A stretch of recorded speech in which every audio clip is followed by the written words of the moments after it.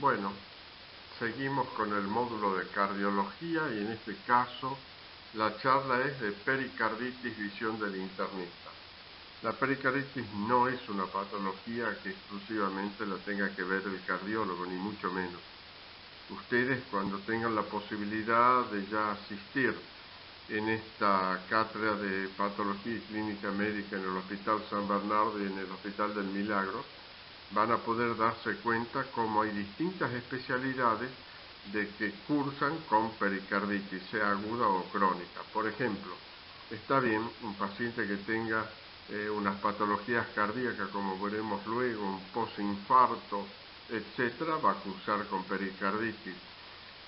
Pero sin embargo hay pacientes en el campo de la nefrología, la insuficiencia renal crónica y pericarditis, en el seno de la reumatología también lo mismo, pericarditis y lupus, por ejemplo, pacientes oncológicos que le van a cursar con un derrame pericárdico, hemático, manifestación de su patología de base, es decir, deben saberla, deben conocer los conceptos básicos de esta patología. Y ni qué decirle, algo que no ven en otras cátedras que no tienen la posibilidad, pero sí es una realidad nuestra, y acuérdense que la cátedra de clínica médica del hospital de la Facultad de Medicina es una cátedra con personalidad propia y vemos temas que hacen a nuestra realidad, es la pericarditis tuberculosa.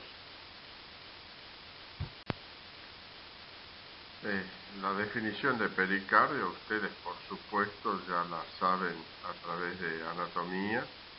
Es un saco fibroelástico constituido por una membrana visceral, que es la que está en íntimo contacto con el músculo, con el miocardio propiamente dicho, y otra parietal, que es la más externa, separadas por un espacio potencial, por un espacio virtual, que es la cavidad pericárdica. En personas normales, esa cavidad puede albergar entre 15 y 50 centímetros cúbicos de un ultrafiltrado del plasma. Para darles un ejemplo muy simple, muy sencillo, que quizás lo han visto en muchísimas oportunidades, lo que sucede con esas bolsas cuando van al supermercado y van a comprar fruta o verdura. Han visto que hay esas bolsas que son como de un plástico muy finito. Bueno, ahí esas son dos hojas que tienen una cavidad virtual, pero que si ustedes las soplan se separan. Así sucede con el pericardio.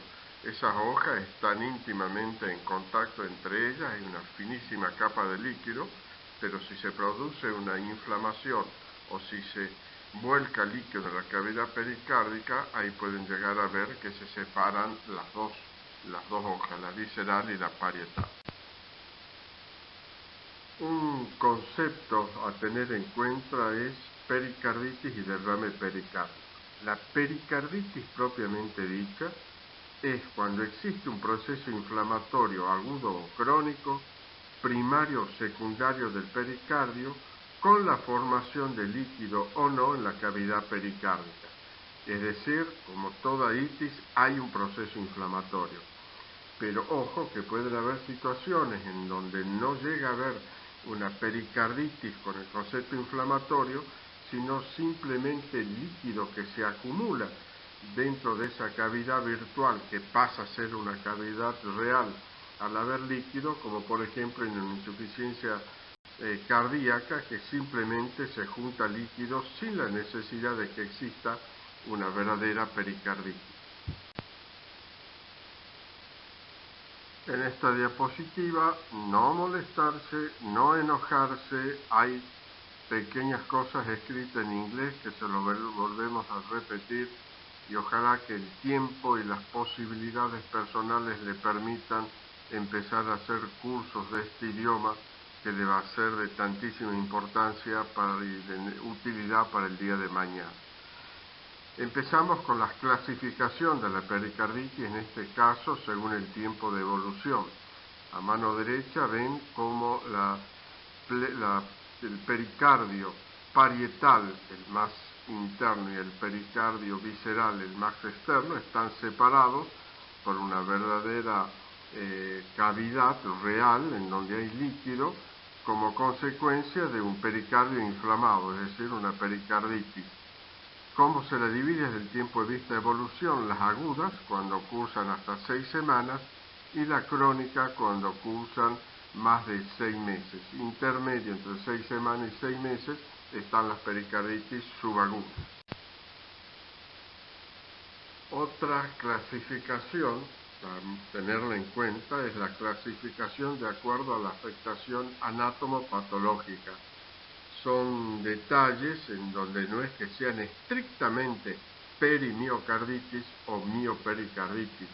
Como muy bien les pone ahí el gráfico, es algo que puede ir evolucionando, y si la afectación es mayor del pericardio, será una perimiocarditis con mayores características de lesión y afectación de pericardio, o están las miopericarditis, que tendrán a su vez mayor afectación del miocardio, con mayores datos en relación con lo que es afectación del miocardio. Pero eso es algo que no es estricto, que no es absoluto, pero es muy importante tenerlo en cuenta. Perimiocarditis, afectación sobre todo del pericardio en contacto con el miocardio, y miopericarditis, afectación principal del miocardio con afectación consecuente del pericardio.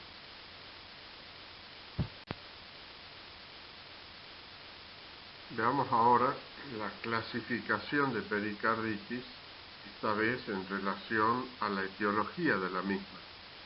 Y acuérdense que ya habíamos insinuado en la definición de pericarditis que esta puede ser primaria o secundaria. ¿Cuáles son las principales causas de pericarditis? La que está puesta en primer término no es ocasional, sino porque es quizás la más frecuente y la más común que van a ver, que son pericarditis en general de origen viral, que pueden cursar con todo un problema inflamatorio del pericardio agudo, y salvo en aquellos laboratorios que se tenga una serología viral muy específica, no se llega a determinar exactamente el origen.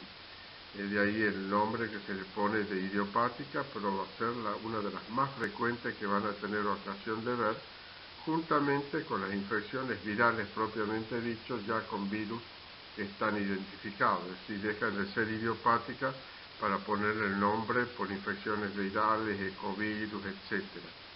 Infecciones bacterianas. Ustedes pueden tener pacientes con una endocarditis infecciosa. Esa endocarditis infecciosa le hace un absceso a nivel del miocardio. Ese absceso se pone en contacto con la cavidad pericárdica y llegan a tener una pericarditis, en donde si hacen el estudio, la punción, determinan que hay gérmenes, que hay bacterias. Sobre todo está el estafilococo. Infecciones por hongos, hemos tenido oportunidad de ver blastomicosis sudamericana, en donde son pacientes que cursan, sobre todo del norte de nuestra provincia, que cursan con adenopatías, que cursan con ascitis, que pueden cursar con edemas, y también pueden cursar con afectación del miocardio por la blastomicosis, del pericardio por la blastomicosis. Infecciones por protozoos es más raro de ver, pero también en nuestro servicio hemos tenido ocasión de poder ver pacientes con estrongiloides estercoralis, que dentro de todo lo que es ya los procesos infecciosos diseminados de la helmintiasis, del estrongiloides estercoralis, cursaban con pericarditis por dicho protozoo. Enfermedades del tejido conectivo, que la ponemos en relación, si quieren, con lo que son los trastornos inmunológicos. Pacientes con lupus, frecuentísimo de poder ver las pericarditis lúpicas. Pacientes que tienen afectación del pericardio por neoplasia, generalmente son derrames pericárdicos hemáticos por implante a nivel del pericardio de neoplasias de otros orígenes, por ejemplo pulmonares.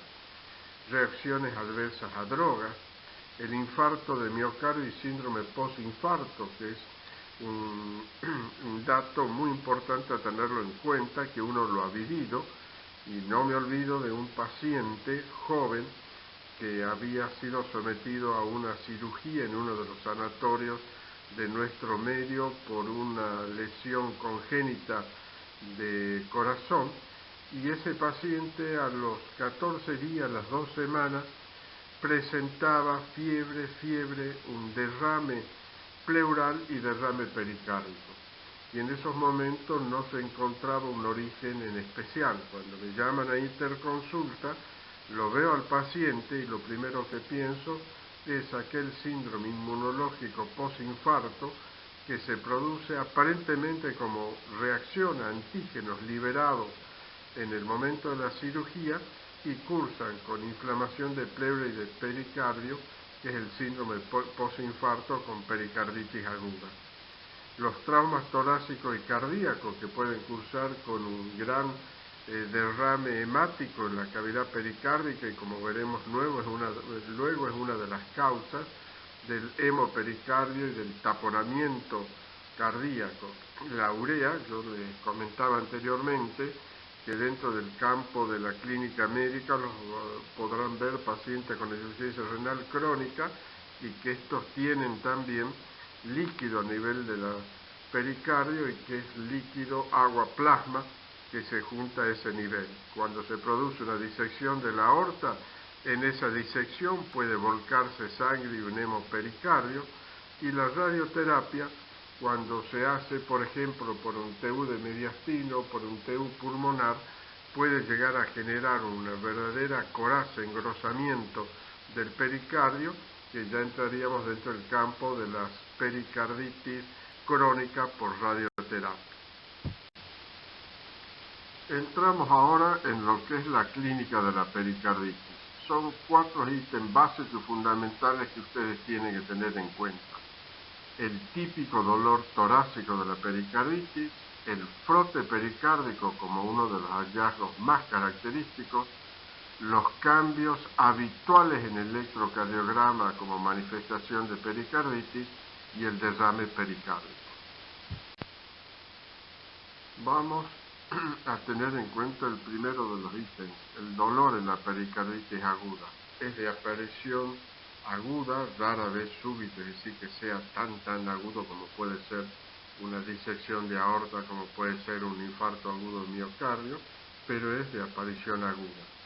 La localización es a nivel central, en la parte baja del esternón, de una intensidad elevada, puede ser de carácter urente u opresivo, se irradia hacia los hombros, característicamente hacia el trapecio izquierdo y toda la cara anterior del tórax, se agrava por la tos, por la inspiración profunda, por los movimientos respiratorios, muy característicamente se alivia cuando se hace una inclinación hacia adelante en la posición genus pectoral o de plegaria maometano, como veremos luego una figura, y la duración varía, desde prolongada de horas a días, y no guarda relación con el esfuerzo físico. Esas son las características del dolor en la pericarditis aguda. Recalcando en relación con el dolor torácico, que puede ser brusco, retroesternal, de carácter pleurítico, que aumenta con la inspiración, que cuando uno está totalmente acostado es mayor la intensidad del dolor, mejor cuando se inclina hacia adelante, y que puede irradiar a cuello, brazo, espalda, y eso depende de la inervación del pericardio. El segundo punto, que se refería a lo que estamos hablando de pericarditis, es el frote pericárdico. Un hallazgo que cuando se le encuentra le pone el sello que allá hay un proceso inflamatorio de las hojas del pericardio. Lo primero que uno se plantea es si ese frote pericárdico es solo por fricción de ambas hojas pericárdicas. Hay quienes hablan que habría algún otro tipo de mecanismo que pudieran llegar a producir ese ruido característico. Se considera que hay 3 fases: el movimiento atrial sistólico, la sístole ventricular y la fase de llenado ventricular rápido y comienzo de diástole. Y el frote está localizado o difuso, y en especial al borde esternal izquierdo. No me explayo más porque no lo van a llegar a saber exactamente lo que es un frote pericárdico hasta que no lo escuchen, y si Dios quiere, cuando estén ya en contacto con el paciente podrán llegar a conseguir eso en el examen clínico. En este slide hacemos un resumen de lo expresado anteriormente. Dolor torácico, retroesternal, súbito, se exacerba con la inspiración, aumenta con el supino, mejora al sentarse con inclinación hacia adelante, irradiación a brazo u hombro izquierdo. Y el frote pericárdico, que no siempre se lo escucha, pero la mayoría de las veces sí, tengan en cuenta que lo van a escuchar cuando no haya líquido entre medio de las dos hojas, visceral y parietal, cuando están frotándose esas dos hojas por el proceso inflamatorio. En aquel momento que el líquido ya las separa, deja de haber frote pericárdico por más pericarditis que haya, porque ya se constituyó un derrame pericárdico. Ese frote pericárdico es más audible en el borde esternal izquierdo, con el paciente inclinado hacia adelante.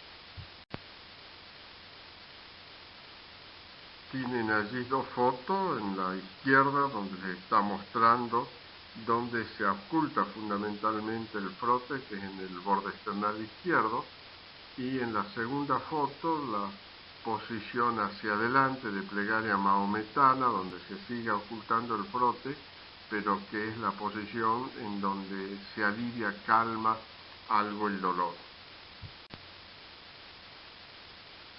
Lo mismo que les dije sobre el frote pericárdico, hay que ocultarlo para que realmente quede grabado y no se los olvide más, situación que lo podrán hacer en el momento que el COVID-19 nos permita regresar nuevamente a los hospitales.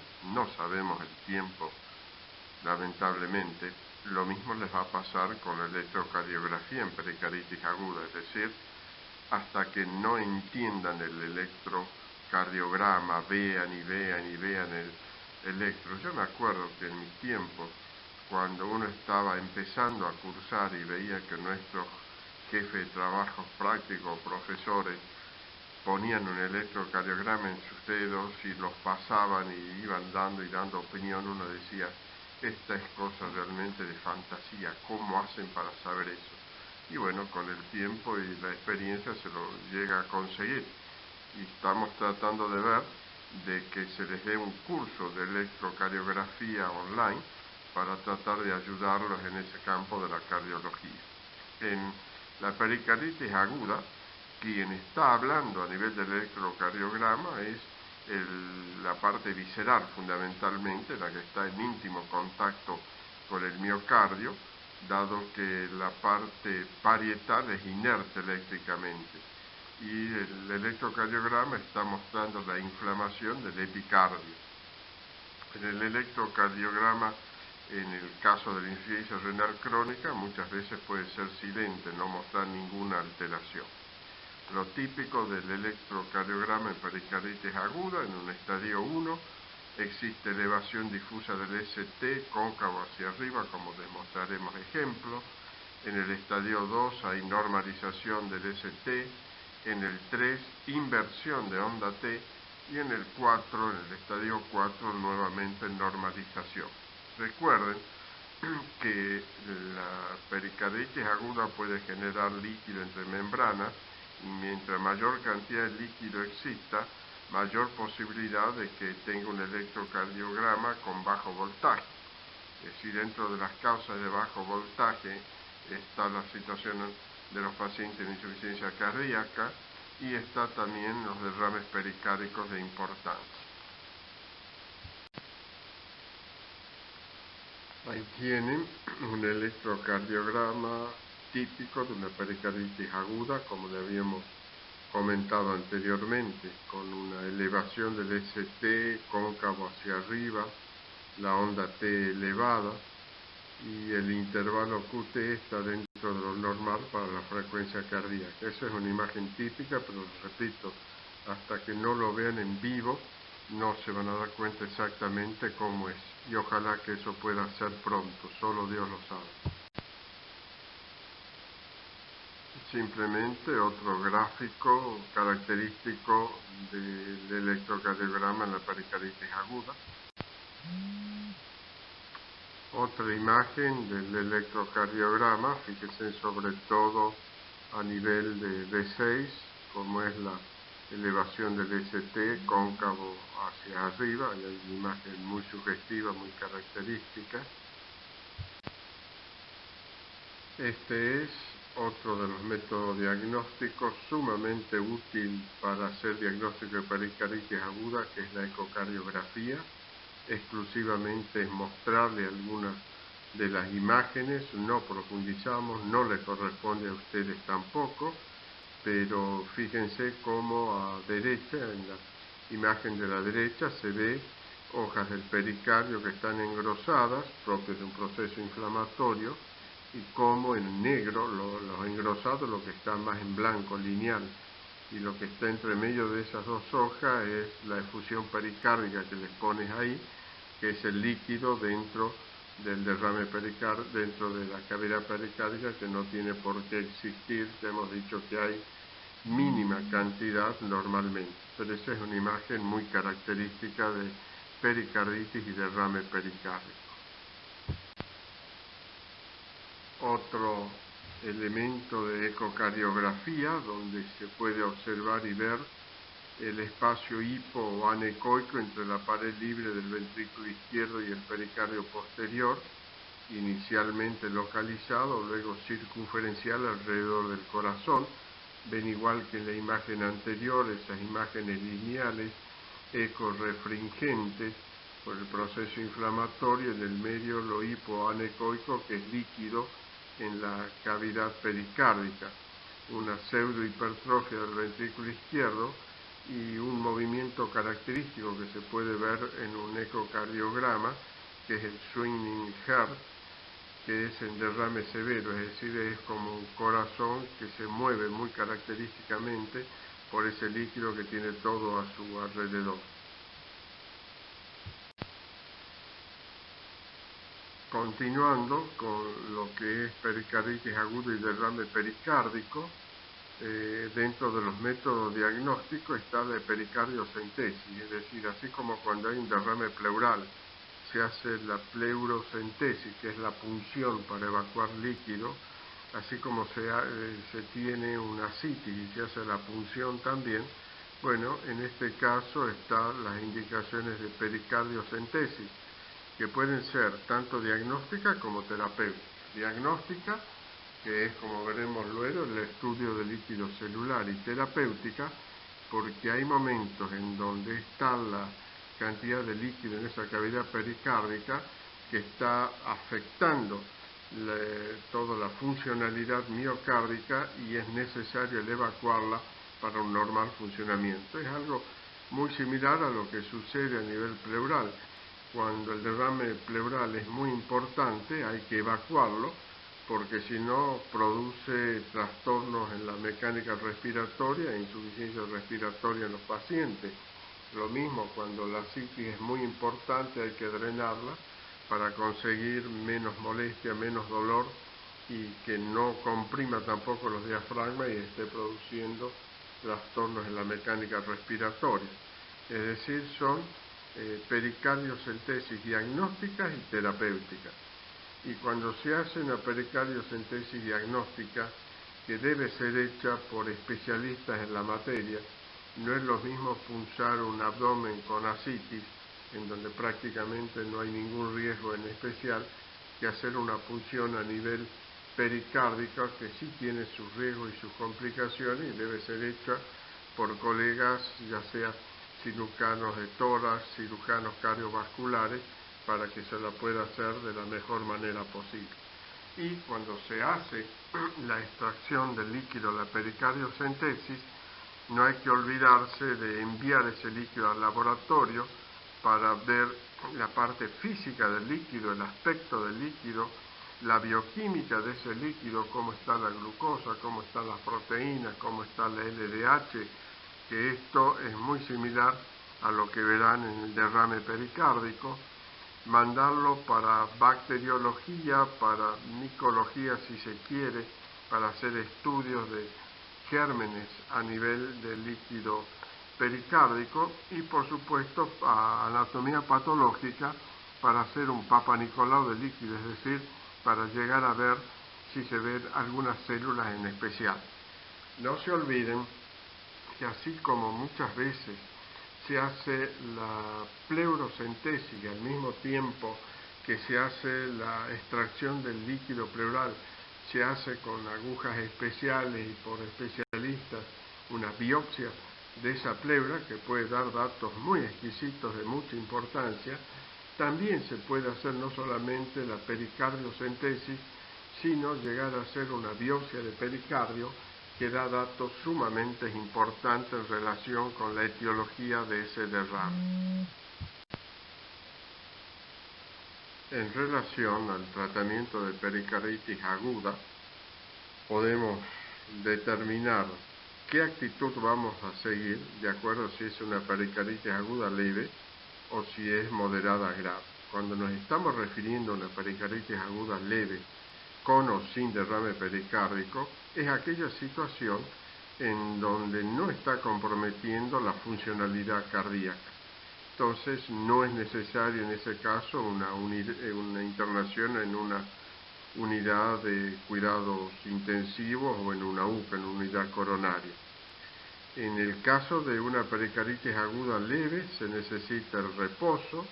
Los antiinflamatorios no esteroideos se puede empezar perfectamente con ácido acetil salicílico en dosis que van de 500 a 1 gramo cada 8 o cada 6 horas y son efectivos esos antiinflamatorios y se usa como preventivo de fibrosis a nivel pericárdico la colchicina, que se la usa habitualmente en dosis de 1 miligramo día durante 3 meses.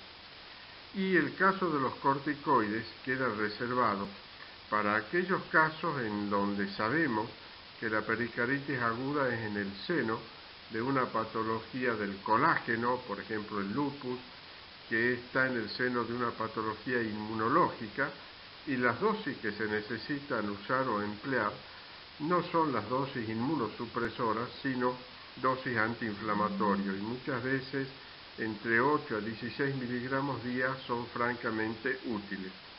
No se olviden de que los corticoides hay que usarlo con muchísima prudencia, y lo volveremos a tratar luego en el tema, cuando tengamos una sospecha o una duda si lo que estamos tratando no es una pericarditis tuberculosa. Pero el concepto es tal cual le dijimos anteriormente, no necesita internación en la leve, reposo, antiinflamatorio no esteroideo, la colchicina y los corticoides con los reparos y las dosis que hemos hablado. En cambio, en el caso de la pericarditis ya o el derrame pericárdico moderado a grave, ya tiene criterios de internación porque se está afectando la hemodinamia en el paciente. Continuando con lo que es el tratamiento, ¿cuáles serían los factores clínicos que determinan un mayor riesgo en pericarditis? Fiebre mayor a 38 grados centígrados, un curso subagudo, no de comienzo súbito, y eso se tiene la siguiente explicación. Cuando es un comienzo súbito, agudo de la pericarditis, del dolor pericárdico, generalmente en esos momentos hay proceso inflamatorio, no hay todavía líquido a nivel de la cavidad pericárdica, y en cambio cuando es un curso subagudo, eso ya les está hablando en donde el paciente está empezando, llamémosle, a juntar líquido en la cavidad pericárdica y al mismo tiempo el proceso inflamatorio persiste, y cuando persiste el proceso inflamatorio en las hojas pericárdicas pueden ir llevando una pericarditis crónica con el consecuente riesgo de hacer una coraza a nivel pericárdico, como veremos luego.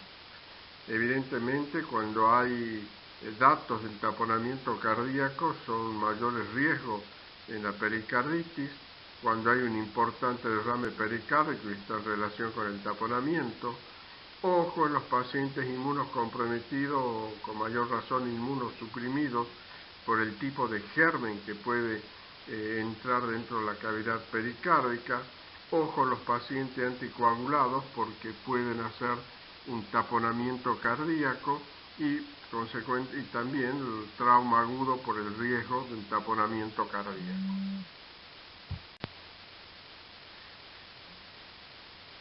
Veamos ahora, queridos futuros colegas, otra situación tremendamente importante en la vida de un paciente y que pone en riesgo su situación hemodinámica en donde puede llegar a provocarle la muerte, y es cuando existe una pericarditis o no solo pericarditis con un derrame pericárdico importante, sino de que sea una situación de líquido entre medio de las dos hojas pericárdicas, pero que produce un compromiso de la mecánica miocárdica. ¿Y cuál es esa situación? La causa es el líquido que se junta produciendo lo que llamamos un taponamiento cardíaco.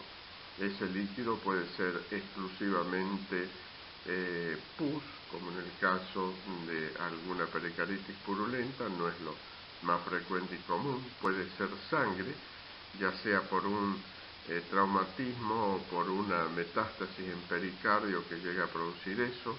Puede ser simplemente líquido de tipo exudado como consecuencia de una pericarditis de tipo idiopático, de tipo viral, que no es la más frecuente y común que llega a producir esto. Fundamentalmente el taponamiento puede ser producido por traumatismo, por hemopericardio sobre todo, y tiene muchísimo que ver la velocidad con que se produce esa acumulación de líquido.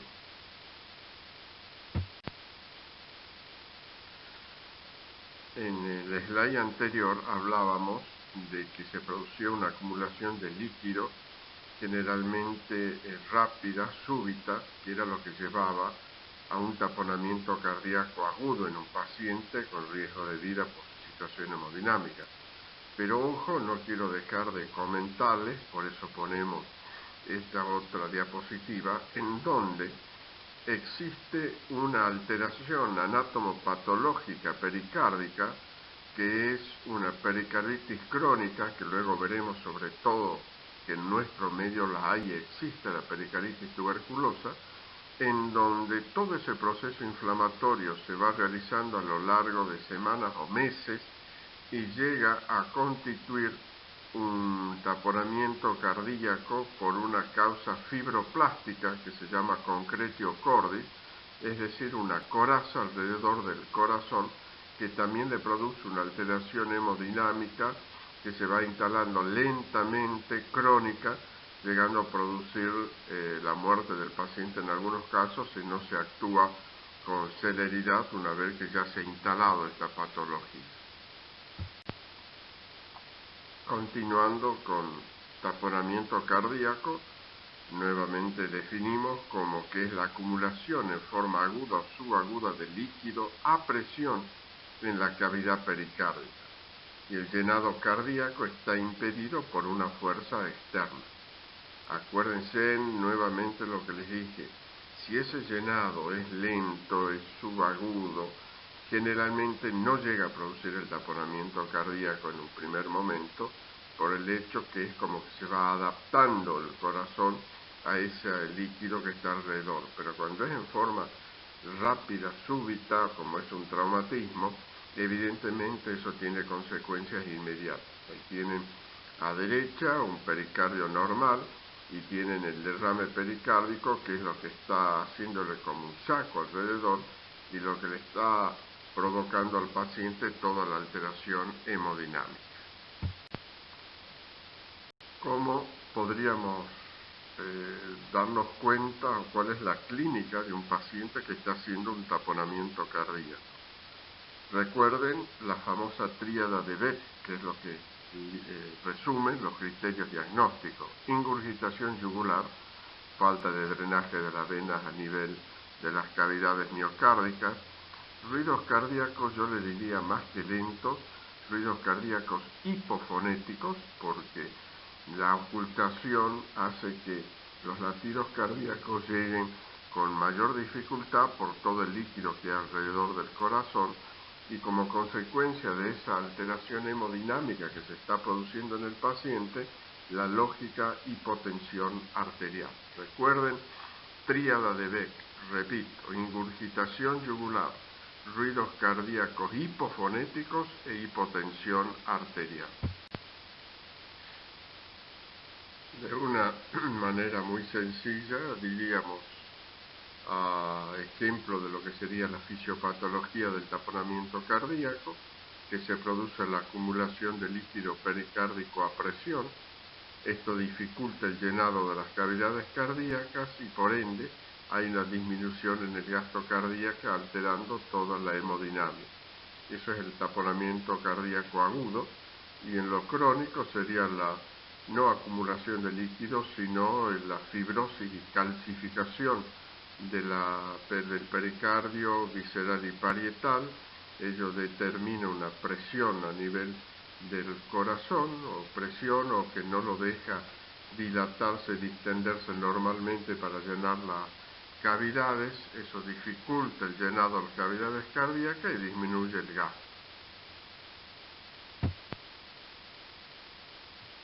Entrando en lo que es fisiopatología del taponamiento cardíaco, este es un slide con 3 puntos básicos y fundamentales muy sencillos. Luego lo veremos más complejo. Acumulación de líquido pericárdico a presión en la cavidad pericárdica, se dificulta el llenado de las cavidades cardíacas y por lo tanto disminuye el gasto cardíaco. De una forma más amplia, la fisiopatología del taponamiento determina que hay una acumulación de sangre en el pericardio, que dijimos que es la causa más común del taponamiento. Produce esto una disminución del volumen latido. Ello lleva a una elevación compensatoria de la presión en la aurícula derecha, un aumento del llenado diastólico en ventrículo derecho, desplazamiento del septum a la izquierda, disminución del llenado del ventrículo izquierdo, gasto cardíaco disminuido que produce por un lado isquemia miocárdica, por el otro lado hipotensión. La hipotensión lleva a una acidosis sistémica, la acidosis sistémica se interrelaciona con isquemia de miocardio y ello puede llegar a determinar la muerte del paciente si no se actúa con celeridad. En ese slide que están viendo se puede ver una imagen del famoso botellón de la imagen del corazón, que es cuando existe un derrame pericárdico. Ahí les pone radiografía de tórax de control post-pericardiocentesis y en mano izquierda se ve la imagen de un catéter tipo pigtail, que es el que se puede haber colocado en el espacio pericárdico para hacer un drenaje del líquido a nivel de cavidad pericárdica, con lo cual se salva al paciente con esa actitud. Esa sería una imagen ecocardiográfica correspondiente a la anterior radiografía, en donde persiste líquido a nivel pericárdico, pero en mucha menor cuantía, porque ya se hizo el drenaje del mismo. ¿Se acuerdan que habíamos hablado anteriormente, y les repetí, la importancia que tiene el volumen que se acumula en la cavidad pericárdica en relación al tiempo? Mire, esto sería lo mismo que está sucediendo con el COVID-19. Si la curva se aplana, es decir, se van produciendo los casos de infectados lentamente, de una forma progresiva, es lo que se dice, no se lo satura el sistema de salud, no habría un colapso del sistema de salud. Eso es lo que nos está pasando en la Argentina en estos momentos. Pero si la cantidad de infectados aumenta súbitamente, bruscamente en días, evidentemente el sistema de salud colapsa, situación que ha sucedido en muchos países como Italia, España y Estados Unidos. Bueno, acá tienen el mismo ejemplo. Cuando hay un derrame agudo, en esos momentos el taponamiento cardíaco es un taponamiento crítico por el hecho de que se va distendiendo y distendiendo la cavidad, pero tiene un límite, y al haber ese límite de la elasticidad pericárdica, claudica el corazón llevando a un taponamiento cardíaco. En cambio, si el derrame es crónico, subagudo, lentamente, esa elasticidad es como que se va amoldando a la cantidad de líquido, o bien no es de que se vaya acumulando líquido, sino la capa fibrosa es como que poco a poco se va fibrosando y hasta que llega un momento que hace una coraza y ya no hay elasticidad y claudica también toda la actividad miocárdica y por lo tanto el paciente tiene esa concretio cordi que habíamos hablado antes y se produce por fisiopatología una alteración hemodinámica y con riesgo de vida del paciente. Es muy ilustrativa esa diapositiva de derrame agudo, derrame crónico o concretio cordis respecto al límite de elasticidad pericárdica que llega a producir un taponamiento crítico. Está muy buena la diapositiva esa. En este slide, respecto al pulso paradójico, es recordarle algo que ya deben haber visto en semiología. Cuando algo es paradójico, cuando es totalmente contrario a lo que es lo normal. Y bueno, simplemente acá para recordar que cuando hay un taponamiento cardíaco existe una alteración en el pulso periférico contrario a lo que es lo normal. Cuando el paciente tiene una afectación de pericardio y produce una expiración, es como que se incrementa el pulso periférico, en cambio cuando inspira, en ese caso disminuye el pulso periférico. Es para recordarle otro hallazgo que pueden tener entre los signos del taponamiento cardíaco. Bueno, estas son las imágenes que yo digo que son para los médicos cirujanos, no me muestren a los médicos clínicos. Ustedes saben que cuando yo terminé el secundario y me fui a Tucumán para empezar la carrera de medicina, yo no tenía dudas absolutas de que mi vocación era la medicina. Empecé a tener en anatomía los primeros prácticos con cadáveres y los primeros prácticos salía, les aseguro que salía descompuesto, iba por la calle haciendo cosas que no se deben hacer, llegaba a la pensión donde yo estaba, en mis primeros meses viví en una pensión, era en un cuarto, en ese cuarto de la pensión tenía mi cama, mi ropero, un ventilador de esos chiquitos, no aire acondicionado split como suelen tener o tuvieron nuestros hijos, y tenía una estufa en garrafa para los inviernos.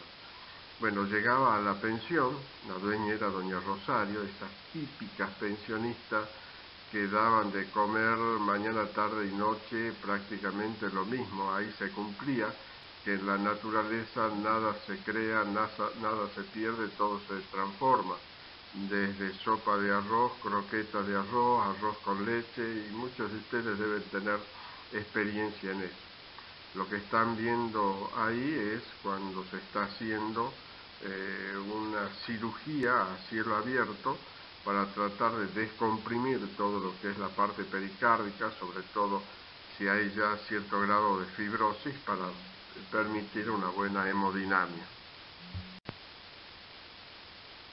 Vamos ahora a desarrollar el tema de pericarditis constrictiva. Como su mismo nombre lo está diciendo, hay un proceso inflamatorio del pericardio, debe haber acá un proceso inflamatorio, pero que se va desarrollando lentamente a través de semanas y meses, llegando a ser, de acuerdo a la clasificación que habíamos visto, una pericarditis crónica, y que ese proceso inflamatorio crónica llega un momento en donde está el grado de fibrosis, incluso de calcificación que se produce de las membranas pericárdicas, que produce una verdadera constricción de la actividad del corazón, por eso llega a llamarse la pericarditis constrictiva. Y este es un tema que en muchas otras cátedras no lo desarrolla porque no lo ven, porque sobre todo vamos a tener la oportunidad de desarrollar, y por experiencia personal, lo de pericarditis constrictiva por tuberculosis. Esta imagen que ustedes están viendo, que corresponde a imágenes extraídas de la literatura, sin embargo, uno tuvo la oportunidad de verla en pacientes del Servicio de Clínica Médica del San Bernardo, en el servicio de cirugía de tórax, cuando se hacía una pericardiectomía a cielo abierto, porque no se conocía, no se sabía cuál era el origen del derrame pericárdico, leve a moderado, no de importancia, pero sí se empezaba a ver que ecográficamente había un pericardio muy engrosado, y máxime por el cuadro general que tenía el paciente, de cuadro febril, cuadro de sudoraciones y disminución de peso. Pero acá algo de importancia. Esto que están viendo y que corresponde a una pericarditis tuberculosa miliar de la pericarditis, sí coincide algunas veces con una miliar pulmonar, pero hay veces en donde ustedes no van a encontrar visiblemente una lesión a nivel pulmonar, o pueden encontrar secuelas a nivel apicales, casquetes pleurales que se llaman, de una vieja TBC, pero sin embargo a nivel del pericardio se está desarrollando una plena miliar en actividad total. Y por eso es que tiene una tenue capa de exudado fibrinoso y tubérculos miliares que hacen relieve en el pericardio visceral. Por supuesto que eso, llevado a la biopsia, se llega a demostrar no solamente la lesión anatomopatológica, sino en algunos casos se demuestra también el bacilo propiamente dicho. ¿Y por qué es una pieza de que se puede ver en anatomía patológica? Porque el paciente está empezando a hacer una pericarditis constrictiva con alteración hemodinámica, en donde no responde a que por pericardiocentesis se saque lo que haya de líquido, porque el paciente sigue con trastorno hemodinámico, es por esa concretiocordia o por esa caparazón que se está empezando a formar alrededor del corazón, y hay que llegar a la pericardiectomía, que es lo que se está viendo y se ve en anatomía patológica. En esta imagen es lo que se ve y corresponde a lo que empezamos a desarrollar luego de la pericarditis tuberculosa, en donde hay toda una zona de granulomas con células epitelioides a su alrededor, con una necrosis caseiforme en la zona central, y en esa imagen histológica muy típica y característica de una enfermedad granulomatosa, que en nuestro medio es TBC hasta que se demuestre lo contrario, por más, y haciendo recordatorio, que puedan haber otras enfermedades granulomatosas que produzcan esta imagen, sin embargo, la TBC es la primera en nuestro medio. ¿Qué otras patologías pueden ser? Pueden haber granulomas en donde hayan hongos, micosis. No olvidarse que yo les comenté cuando hablábamos de la clasificación de pericarditis de acuerdo a su etiología, les dije que podía haber por hongos el Blastomyces en nuestro medio, la Blastomicosis sudamericana, la sarcoidosis. La sarcoidosis tiene la característica que forma lesiones granulomatosas, pero no tiene la necrosis caseiforme en el centro, y por supuesto nunca van a encontrar el bacilo. Ojo, de que no crean que en estas lesiones, por más tuberculosa que sean, no crean que es fácil muchas veces el encontrar el bacilo, pero en nuestro medio una lesión granulomatosa con necrosis caseiforme en el centro es TBC hasta que se demuestre lo contrario. Veamos ahora los conceptos de pericarditis tuberculosa, que yo creo que van a tener ocasión de verla sin lugar a dudas, ya sea cuando tengan la oportunidad de ingresar a los hospitales, cuando el COVID-19 lo permita, o ya sea cuando hagan el PFO, tanto en el servicio de clínica de San Bernardo como también en el hospital que era por excelencia de infecciosas y de tuberculosis, como es el viejo hospital del Milagro. Por eso es que lo desarrollamos en nuestra cátedra este tema, y lo deben tener muy presente. El 80 al 90% de mortalidad produce la pericarditis tuberculosa si no se hace tratamiento, cosa muy poco probable en estos momentos que no tenga tratamiento, porque detectado hay drogas sumamente efectivas. Pero ojo, hay situaciones sociales muy especiales en donde pacientes, sobre todo en indigencia, pacientes alcohólicos, pacientes del norte de nuestra provincia, llegan a un estado de tal caquexia y de tal evolución que muchas veces no se puede hacer nada frente a una pericarditis tuberculosa por el estado avanzado de toda la enfermedad, y en donde por más que se empiece medicación ya el tiempo ha pasado. Si bien como se lee ahí, la pericarditis tuberculosa se produce por una diseminación del Mycobacterium a pericardio desde focos infecciosos, sobre todo lo que existirían ganglios a nivel de la bifurcación tráqueo-bronquial. Yo les decía anteriormente que muchas veces no se llega a evidenciar, no se llega a ver con claridad dónde puede estar ese foco tuberculoso inicial y que es el que se diseminó. Muchas veces van a ver ustedes la afectación pericárdica y que les cuesta llegar a determinar dónde está el origen inicial, la primoinfección tuberculosa, llamémosle.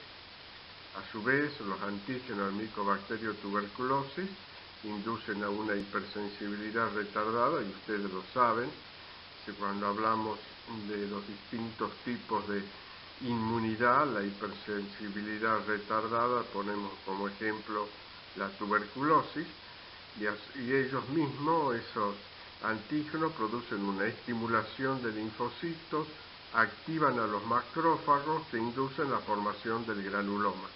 Y en el caso de la pericarditis tuberculosa es la clásica necrosis fibrinoide o toda la zona de necrosis en el centro de ese granuloma, y que se llama también la necrosis caseiforme, por el hecho que cuando se llegan a esos granulomas y se los puede ver macroscópicamente, tienen una imagen de calcium que es típica y característica de la tuberculosis.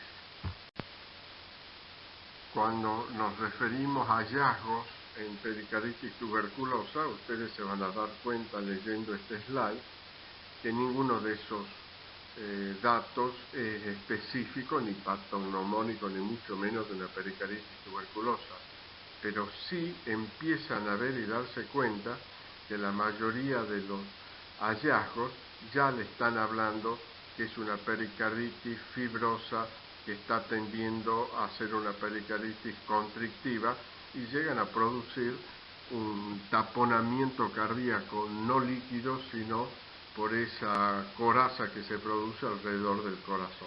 La fiebre mayor de 37.8 es un dato de un proceso infeccioso.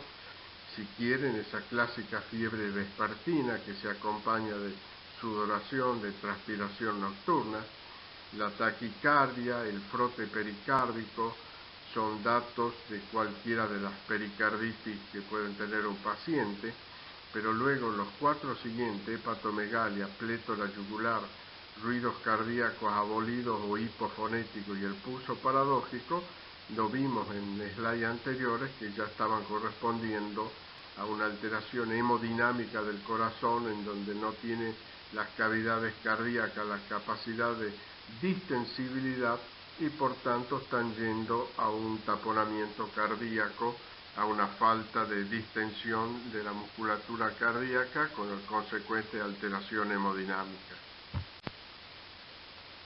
En este otro diapositiva tampoco ninguno es específica, pero sí son síntomas y signos que pueden encontrarse en el contexto de una patología tuberculosa en el paciente, como es la tos, la disnea, el dolor torácico, como cualquier afectación de pericardio, lo que hablábamos de la sudoración nocturna, la ortopnea, porque llega a producir insuficiencia cardíaca en el paciente, la pérdida de peso y la hemoptisis como manifestación de una lesión a nivel pulmonar. Es decir, son datos no patognomónicos, pero que orientan, por supuesto, de que puede haber una patología tuberculosa de base, y si los unimos con los datos anteriores de síntomas que se pueden encontrar, una patología tuberculosa que afecta el pericardio y que está llevando a una pericarditis constrictiva.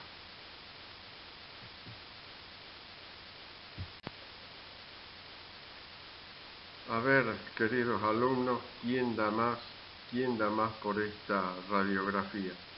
Radiografías que no nos la mandaron a vender, sino que son radiografías que la hemos visto en nuestro servicio, este es uno de hace muchos años atrás. A ver, ¿quién da más? ¿Qué es lo que están viendo? Y que es prácticamente patognomónico de una pericarditis tuberculosa. Está bien, yo sé que lo sabían. La imagen es una imagen de un corazón redondeado que les puede estar haciendo pensar si hay una patología pericárdica. Pero lo típico y característico es en la parte derecha externa del corazón, donde ven esa calcificación lineal. Bueno, eso es un pericardio calcificado, eso es lo que yo les hablé momentos atrás, de la coraza que se puede formar alrededor del corazón, de lo que se llama concretio cordis, y esa calcificación es la que altera la hemodinámica total del corazón, que en ese caso, por más que se den las drogas antituberculosas, esas calcificaciones no desaparecen y hay que llegar a hacer una pericardiocentesis muy importante, cirugía propia del especialista, por supuesto.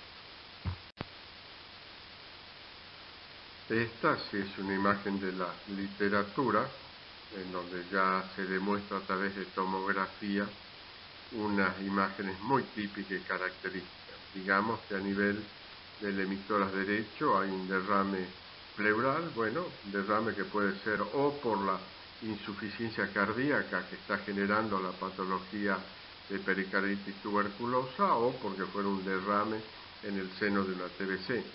Pero fíjense lo espectacular que es toda esa coraza fibrosa alrededor del corazón y que limita toda su actividad.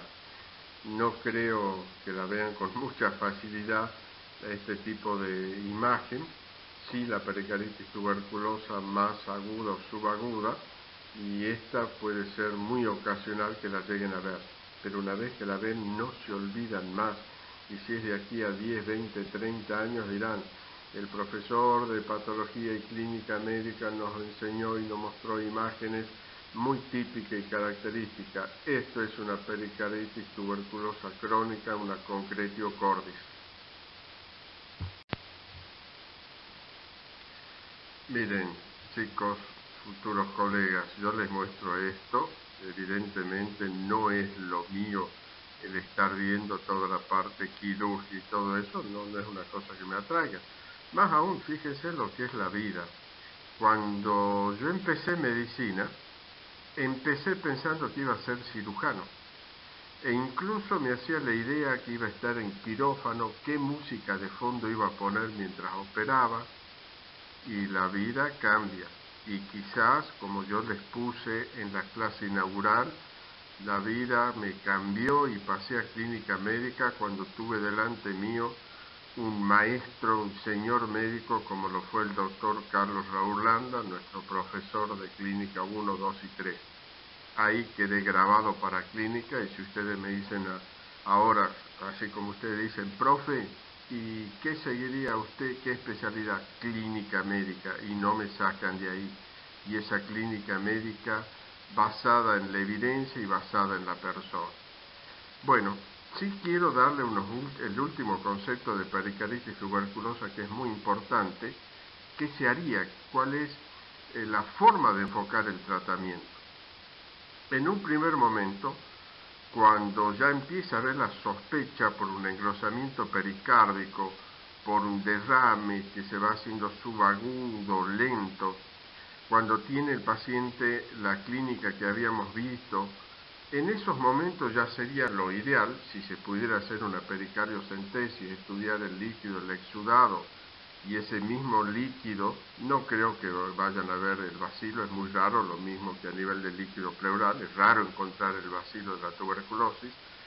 se puede tener una mayor incidencia de encontrarlo si lo mandan a cultivo de Lowenstein-Jessen, como verán en clases en la materia de infecciosa, pero en ese momento, cuando está empezando el proceso inflamatorio de subagudo, más raro, pero subagudo y tendiendo a la cronicidad, es cuando hay que empezar el tratamiento anti-TBC, aunque no lo tengan el bacilo.